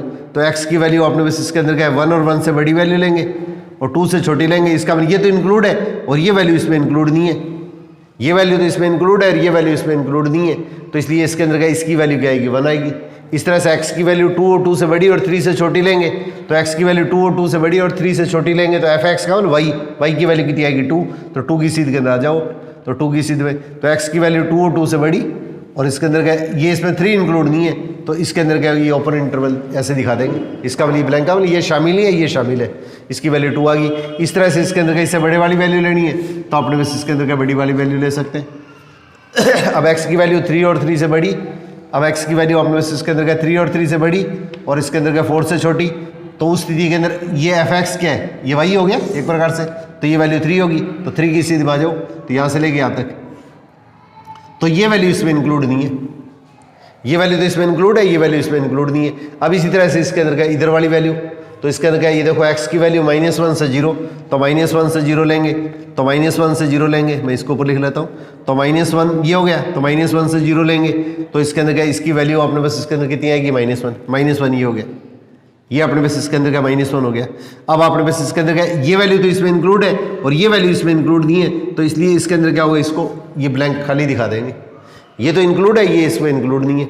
अब इसी टाइप से इसके अंदर क्या करेंगे, x की वैल्यू -2 और -1 के बीच में, -2 तो इंक्लूड है, -1 इंक्लूड नहीं है, तो वैल्यू कितनी है -2, तो -2 की सीधी में आ जाओ, तो इसके अंदर क्या यहाँ से यहाँ तक x की वैल्यू -2 और इससे बड़ी वैल्यू और -1, ये तो इसमें इंक्लूड है, ये इंक्लूड नहीं है, तो इसकी वैल्यू क्या होगी -2 होगी। इसको मैं -2 को इधर लिख लेता हूँ, -3 को इधर लिख लेता हूँ, और इसी तरह से इसके अंदर आगे देखो x की वैल्यू क्या होगी, ये -3 और इससे बड़ी वैल्यू और -2 के बीच में है, तो इसके अंदर क्या है fx का मतलब y की वैल्यू क्या होगी -3 होगी, तो -3 देखो ये, तो ये -3 है, और इसके अंदर इंटरवल कहाँ से कहाँ तक आएगा, ये -3 तो इसमें इंक्लूड है और ये इसमें इंक्लूड नहीं है, तो इसका मतलब इसकी सीध ले लेना आप लोग, ये तो इंक्लूड है और ये इंक्लूड नहीं है, तो इसके अंदर क्या इस तरह से निशान दिखा देंगे। तो ये इसके अंदर क्या होगा अपने पास, इसके अंदर क्या ये महत्तम पूर्णांक फलन या ग्रेटेस्ट इंटीजर फंक्शन है, उसका अपने पास में ग्राफ बनता है, ये इसका ग्राफ बनता है। इसको स्टेप वाइज फंक्शन भी बोलते हैं, स्टेप वाइज फंक्शन, क्यों इसमें स्टेप ये सीढ़ियाँ बन गई ना, इस तरह से ये स्टेप बन गए, तो इसको स्टेप वाइज फंक्शन भी कहा जाता है। तो इसको मोटे तौर के पर अब देखो अपने पास इसके अंदर क्या इसका डोमेन और रेंज क्या आएगा, ये इंपॉर्टेंट है, थोड़ा ध्यान रखना। डोमेन तो क्या होगा, प्रांत हो गया, और ये अपने पास इसके अंदर क्या होगा, इसका परिसर हो गया, ये इसका प्रांत हो गया, ये इसके अंदर क्या होगा, इसका परिसर हो गया। तो x की वैल्यू तो अपने पास इसके अंदर देखो सारी वैल्यू है, x की वैल्यू तो इसके अंदर क्या सारी है, देखो 0 और 0 से बड़ी, 1 से छोटी, 1 इसमें इंक्लूड हो गया, फिर 2 तक की वैल्यू आ गई, 2 इसमें इंक्लूड हो गया, 3 की वैल्यू आ गई। ये तो अपने एग्जाम्पल के तौर पे ये आगे इस तरह से चलता जाएगा, ये स्टेप इसी तरह से सिस्टम आगे की तरफ और पीछे की तरफ चलता रहेगा, तो इसका मतलब डोमेन तो हमारे पास इसके अंदर कितना होगा, R हो गया, और हमारे पास इसके अंदर क्या fx की जो वैल्यू है वो कहाँ से कहाँ तक जा रही है, 0 + 1 -1 इस तरह से आ रही है, तो 0 भी आ रही है, प्लस भी आ रही है, माइनस भी आ रही है, तो इसकी जो परिसर या रेंज होगी वो हमारे पास इसके अंदर क्या होगी, z के इक्वल होगी। ये पार्ट है वो थोड़ा सा ज़्यादा इंपॉर्टेंट है, इसकी जो रेंज आएगी वो हमारे पास इसके अंदर क्या होगी, z के इक्वल होगी। तो इसका डोमेन तो क्या आएगा, r के इक्वल होगा, और इसकी जो रेंज आएगी वो हमारे पास इसके अंदर क्या ये z के इक्वल आएगी। तो ग्रेटेस्ट इंटीजर फंक्शन है उसका ग्राफ इस तरीके से बनता है, और अब आपने बस इसके अंदर क्या होगा, इसका डोमेन और रेंज, ये जो फंक्शन है उसका एक तो ग्राफ आपका उसकी पिक्चर दिमाग के अंदर होनी चाहिए, और एक इसका डोमेन और रेंज है वो आपको क्वेश्चन के अंदर का हमेशा ध्यान रखना है।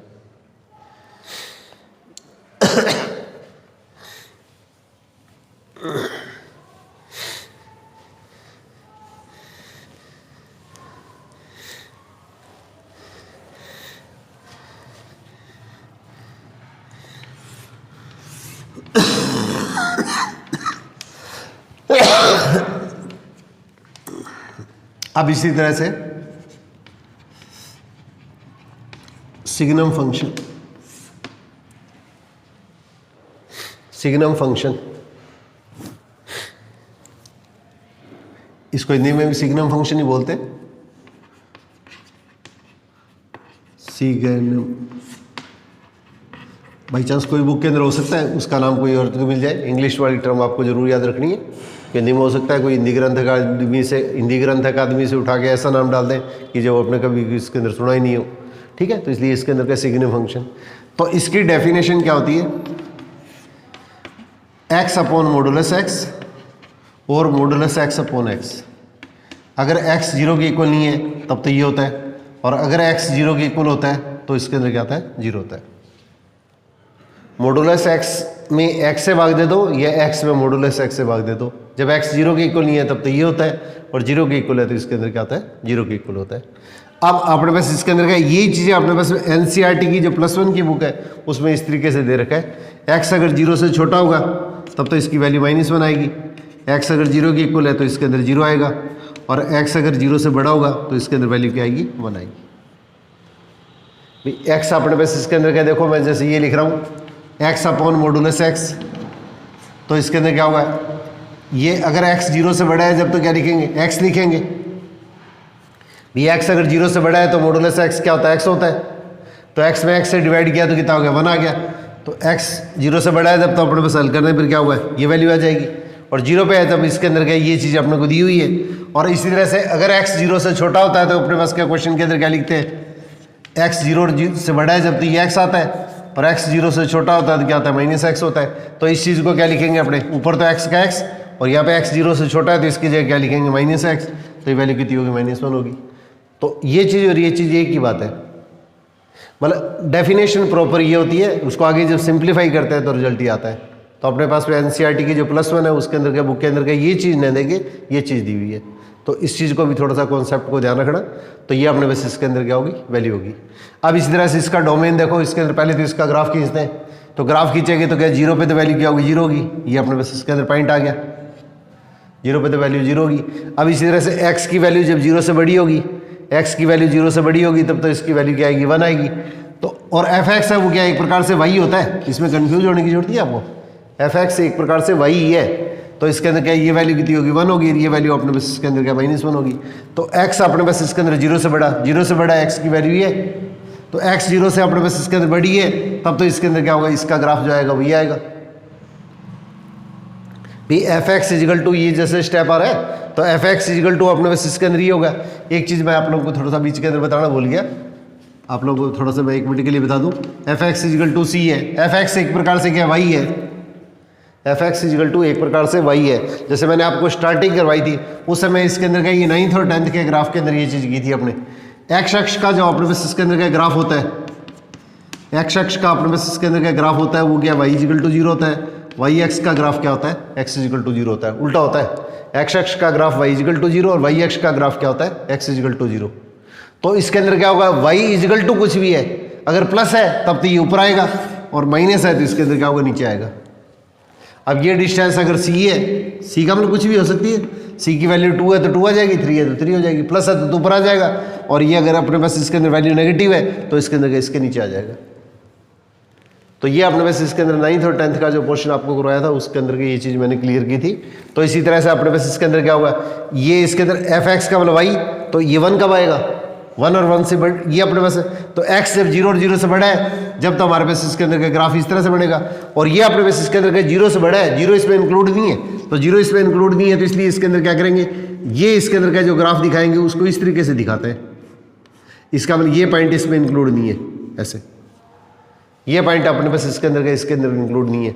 और इसी तरह से x <0 तो <0 पे क्या, -1 है, तो इसका मतलब हमारे पास इसके अंदर का जो ग्राफ बनेगा वो अपने पास इसके अंदर का इस साइड के अंदर बन जाएगा, और ये पॉइंट है ना वो इसके अंदर इंक्लूड नहीं है, तो इसके अंदर क्या, इसको इस तरीके से दिखा देंगे, ये अपने पास यहाँ पे तो इसके अंदर क्या ये वैल्यू इंक्लूड नहीं है, और इसी तरह से इसके अंदर क्या होगी, ये वैल्यू है इसके अंदर इंक्लूड नहीं है, तो इसका जो ग्राफ बनेगा वो इसके अंदर हमारे पास में इस प्रकार से बनेगा।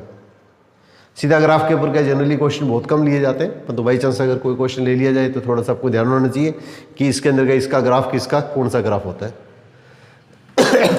अब आपने बस देखिए इसके अंदर तो इसका जो डोमेन लेंगे तो इसका डोमेन हमारे पास इसके अंदर कितना होगा, ये जो फंक्शन आ रहा है उसका अपने पास इसके अंदर का डोमेन क्या होगा, तो देखो डोमेन और रेंज, डोमेन तो प्रांत हो गया और रेंज अपने पास इसके अंदर क्या होगी, इसका परिसर हो गया। तो x की वैल्यू तो इसके अंदर क्या, जीरो प्लस माइनस कुछ भी ली जा सकती है। x 0 से बड़ा है, यहाँ पे x 0 से छोटा है, यहाँ पे x 0 के इक्वल है, तो डोमेन तो कितना हो गया, r हो गया। और इसकी जो रेंज आएगी वो fx की वैल्यू हुई रेंज होती है, fx की वैल्यू रेंज होती है, तो इसलिए इसकी रेंज क्या आएगी, -1 0। ये इंपॉर्टेंट है थोड़ा सा, ये अपने पास इसके अंदर इंपॉर्टेंट है। तो इसके अंदर क्या सिग्नम फंक्शन है, उसकी रेंज क्या होती है, डोमेन तो r होता है और रेंज अपने पास इसके अंदर क्या है, 0 +1 और -1। इसके अंदर क्या, ये सिर्फ 3 ही एलिमेंट आएंगे, 3 ही एलिमेंट आएंगे। इसके अंदर क्या, ये मंझला ब्रैकेट अपने को करली ब्रैकेट डालना है, तो ये अपने पास इसके अंदर क्या होगी, इसकी रेंज होगी। इसके बाद में देखिए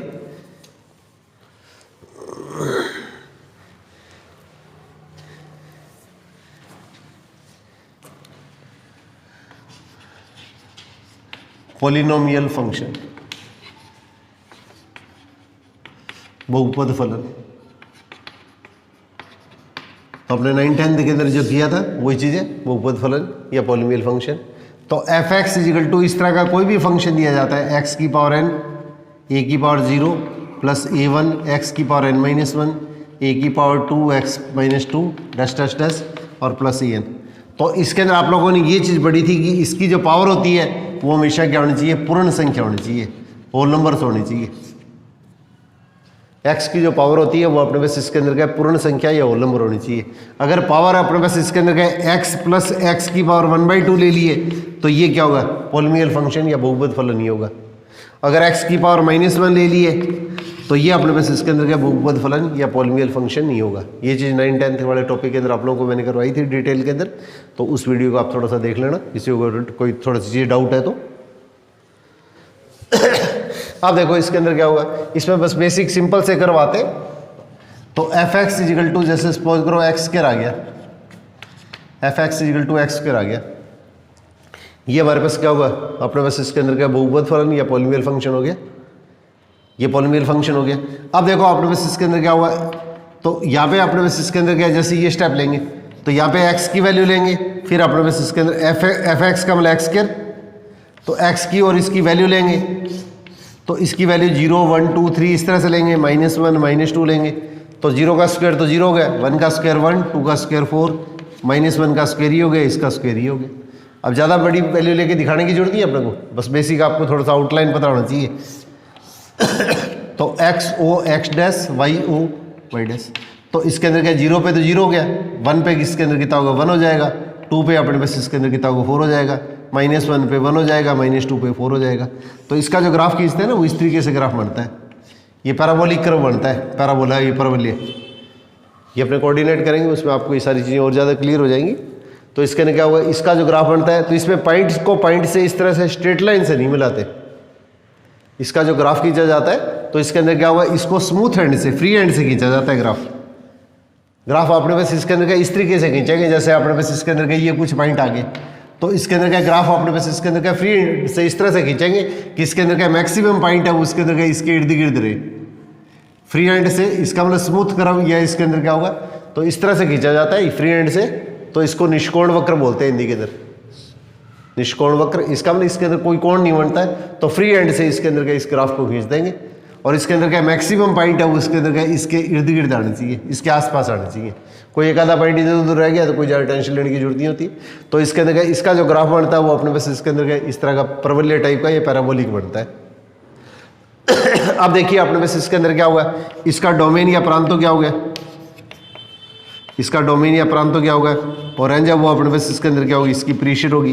तो डोमेन तो क्या हुआ, x की वैल्यू तो 0 ± कुछ भी ले सकते हैं। तो यहाँ पे थोड़ा सा कंफ्यूज मत कर देना, मैंने वैल्यू उसके अंदर क्या डेसिमल वाली वैल्यू नहीं ली है इसमें, ये 0 +1 -1 +2 -2 का मतलब जड़ नहीं है। मैं क्वेश्चन को इजी बनाने के लिए इसके अंदर क्या डेसिमल या रूट वाली वैल्यू नहीं ले रहा हूँ, यहाँ पे अपने पास ये वैल्यू अपने सेलेक्ट कर सकते हैं। तो इसलिए अपने पास इसके अंदर डोमेन तो क्या आएगा, यार आएगा, डोमेन तो अपने उसके क्वेश्चन के अंदर क्या वार आएगा, और ये रेंज क्या होती है, प्रेशर क्या होता है, मैंने अभी आप लोगों को बताया था, एफ एक्स की वैल्यू लिख दो और ये तिरछी लाइन लगा दो या दो बिंदियाँ लगा दो, इसको बोलते हैं सच दैट का मतलब जबकि। और हमारे पास में एक्स एलिमेंट किसका है, ये डोमेन होता है, वो एक्स की वैल्यू होती है, डोमेन है वो एक्स की वैल्यू होती है। इसका मतलब हमारे पास ये फंक्शन परिभाषित कब होगा, डिफाइन कब होगा, जब इसके अंदर का एक्स अब क्या होगा, आर का एलिमेंट होगा। और एक्स की वैल्यू वही अपने पास इसके अंदर का, ये अपने पास इसके अंदर का कौन सी वैल्यू ले सकते हैं हम अपने ओर से, आर की वैल्यू अपने पास इसके अंदर, एक्स की वैल्यू कौन सी सिलेक्ट कर सकते हैं, कोई भी रियल नंबर या कोई भी वास्तविक संख्या सिलेक्ट कर सकते हैं। तो इसका मतलब हमारे पास यहाँ पे क्या लिख देंगे, एक्स बिलोंग्स टू आर। अब देखो अपने पास इसके अंदर यहाँ पे एफ एक्स की वैल्यू पुट कर दो, तो इसके अंदर कितना होगा एक्स स्क्वायर, ये तिरछी लाइन लगा दो चाहे दो बिंदी लगा दो, एक ही बात होती है।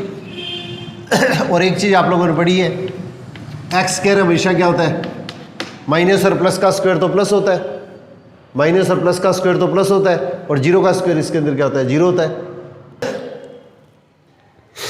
तो अपने पास एक्स स्क्वायर माइनस और प्लस है, माइनस और प्लस है तो माइनस और प्लस का स्क्वायर तो प्लस होता है, जीरो का स्क्वायर जीरो होता है। तो इसका आपने हमेशा ये ध्यान रखिएगा, एक्स स्क्वायर हमेशा क्या होता है, जीरो, जीरो से बड़ा, for all x belongs to R. ये निशान होता है फॉर ऑल का, होता है समस्त मानों के, किसके, सभी वास्तविक संख्याओं के लिए, फॉर ऑल रियल नंबर्स।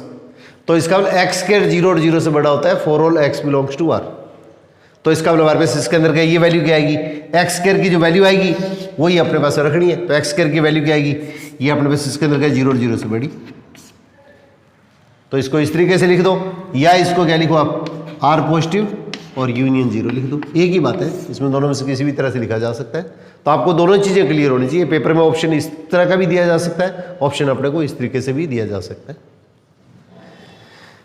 अब इसी टाइप का इसके अंदर का एक फंक्शन इसके अंदर का देखिए आप, छोटा सा फंक्शन इसके अंदर बुक के अंदर और दे रखा है। बस बेसिक फंक्शन की अपने को आवश्यकता पड़ेगी, ज़्यादा इसके अंदर का डीप के अंदर जरूरत नहीं पड़ती है। वो अपने पास ग्रेजुएशन वाला पार्ट लेंगे, उसके अंदर अपने पास ये चीज़ें करेंगे। F x is equal to x cube ले लिया, f x is equal to x cube ले लिया। तो यहाँ पे देखो इसका ग्राफ कैसे बनाते हैं, 0 1 2 -1 -2। मैंने पॉइंट वाली वैल्यू बीच में नहीं ली है, या 1/2 वाली वैल्यू नहीं है। तो 0 का क्यूब 0, 1 का क्यूब 1, 2 का क्यूब 8, -1 का क्यूब -1, -2 का क्यूब -8। अब इसके अंदर क्या होगा, अब अपने पास इसका जब ग्राफ खींचेंगे तो हमारे पास ग्राफ किस तरह का आएगा, ग्राफ अपने पास का क्वेश्चन के अंदर का किस तरीके से आएगा, X O X dash, Y O Y dash. अब देखो एक्स की वैल्यू 0 पे तो क्या होगी, 0 पे तो 0 होगी, 1 पे लेंगे तो 1 आएगी, ये 1 है ये 2 है, 1 पे तो 1 होगी, और 2 पर अपने पास वैल्यू लेंगे तो इसके अंदर क्या ये वैल्यू कितनी होगी, 8 आ जाएगी, ऊपर चला जाएगा, ये लगभग 8 इस तरह से चलते चलते 8 आ जाएगा। तो इसका मतलब ये पॉइंट आ गया, ये पॉइंट आ गया। अब इस तरह से इसके अंदर क्या होगा, -1 पे क्या होगी, ये -1, ये -1, ये पॉइंट आ गया। अब इस तरह से -2 लेंगे तो -2 पर वैल्यू क्या आएगी, -8 आ जाएगी, ये इसके अंदर का इस तरह से पॉइंट आ जाएगा। अब इन पॉइंटों को अपने पास क्या करेंगे, हम स्मूथ थ्रेड से मिलाएंगे इस तरह से। तो एक्स क्यूब का कर्व जो आता है, ग्राफ आता है, वो इस तरीके से आता है। बस आपको एक दिमाग के अंदर एक पिक्चर होनी चाहिए कि इसके अंदर का इसका जो ग्राफ होगा वो किस तरह से आएगा, और अपने को ज़्यादा लंबी छोटी चीज़ याद रखने की जरूरत नहीं है। तो इसका ग्राफ जो आएगा वो इसके अंदर हमारे पास इस तरीके से बनेगा। अब एक्स की वैल्यू इसके अंदर क्या है, 0 ± कुछ भी ले सकते हैं, एक्स की वैल्यू 0 ± कुछ भी ले सकते हैं। तो इसका डोमेन तो क्या आएगा, डोमेन जो प्रांत है वो तो क्या आएगा, आर आएगा। और इसी तरह से इसके अंदर क्या वैल्यू, बीच वाली वैल्यू लेंगे, पॉइंट में लेंगे तो इसका स्क्वायर है वो पॉइंट में आ जाएगा। तो इसी तरह से इसके अंदर क्या होगा, इसकी जो रेंज है, इसका जो प्रेशर आएगा वो हमारे पास इसके अंदर क्या होगा, ये भी आ रहा है। तो इसका डोमेन और रेंज दोनों अपने पास इसके अंदर क्या होते हैं, इसके इक्वल होते हैं। तो ये कॉम्पिटिटिव पॉइंट से इसके अंदर का सबसे इंपॉर्टेंट चैप्टर आपका, जब आपने बस क्या ग्रेजुएशन वाला अपने पास इसके अंदर का एब्स्ट्रैक्ट अलजेब्रा शुरू करेंगे तो इसके अंदर का इसका बहुत बड़ा रोल होगा। तो जिनको ये कॉन्सेप्ट क्लियर है उनको ये चीज़ समझने के अंदर दिक्कत नहीं आएगी। और ये पोर्शन अपने पास इसके अंदर क्या होगा, फर्स्ट ईयर के अंदर आ जाता है। तो फर्स्ट ईयर वाले जो स्टूडेंट है अगर वो अपने पास इसके अंदर का जुड़ना चाहे तो इसके अंदर के स्टार्टिंग के अंदर के जुड़ने की कोशिश कीजिएगा, तो इसके अंदर के, ताकि आपको आगे के क्वेश्चन समझने के अंदर के किसी प्रकार की दिक्कत नहीं आए। क्यों अपने पास +1 +2 के अंदर का थोड़ा सा सिलेक्टेड पोर्शन है, ये एनसीईआरटी के अंदर तो बिल्कुल ही सिलेक्टेड है। तो इसलिए इसके अंदर का इसको थोड़ा सा डीप में करना बहुत जरूरी है, क्योंकि अपने पास ग्रेजुएशन का जो पोर्शन करेंगे तो इसके अंदर आपको किसी प्रकार की परेशानी नहीं आए। तो आप लोगों से फिर मैं वापस पुनः बार बार सहयोग की अपेक्षा करूँगा कि आप अपने जो साथी हैं उनके साथ में इसके अंदर का ये शेयर कीजिएगा और सब्सक्राइब करने का भी प्रयास कीजिएगा। All the best.